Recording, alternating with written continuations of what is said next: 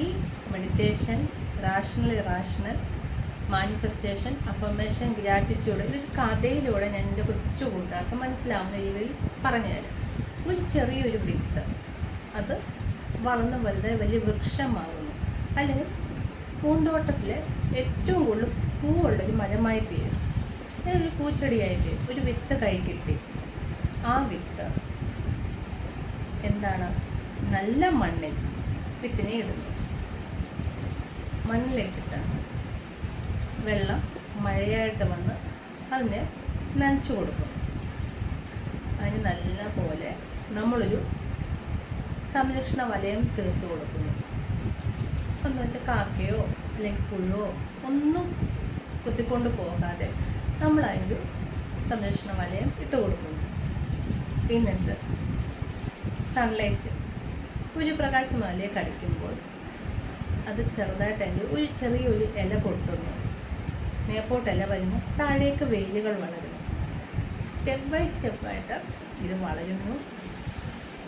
ഒരു ദിവസം, രണ്ടാമത്തെ ദിവസം ഇതിൻ്റെ വളർച്ച നമ്മൾ വിഷ്വലൈസ് ചെയ്യാം.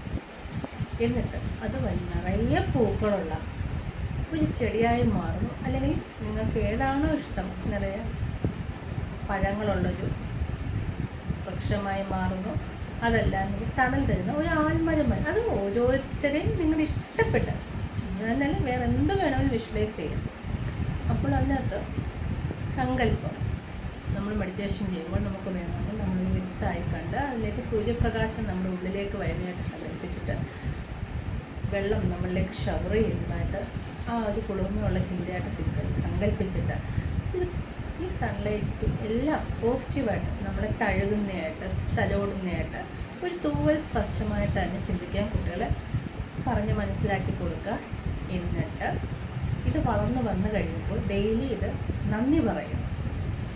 മണ്ണിനോട് വളരാൻ അനുവദിച്ചാൽ വിത്ത് ഒന്നുമല്ല, നമ്മുടെ കയ്യിലോ വേറെ എവിടെയെങ്കിലും മാറ്റി ഒരു കവറിലോ നമ്മൾ സൂക്ഷിച്ച് വെച്ച് വിത്തായിട്ടിരിക്കത്തേ ഉള്ളൂ.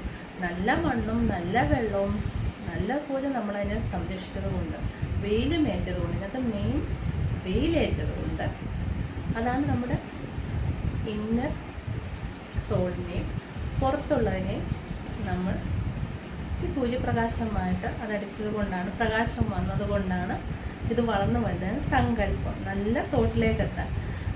എന്നിട്ട് നന്ദി പറയാൻ എങ്ങനെയാണ്? മണ്ണിന് നന്ദി, വെള്ളത്തിന് നന്ദി, സൂര്യപ്രകാശത്തിന് നന്ദി. ഈ രീതിയിൽ വിഷ്വലൈസ് ചെയ്യാൻ കുട്ടികളെ പഠിപ്പിക്കുക.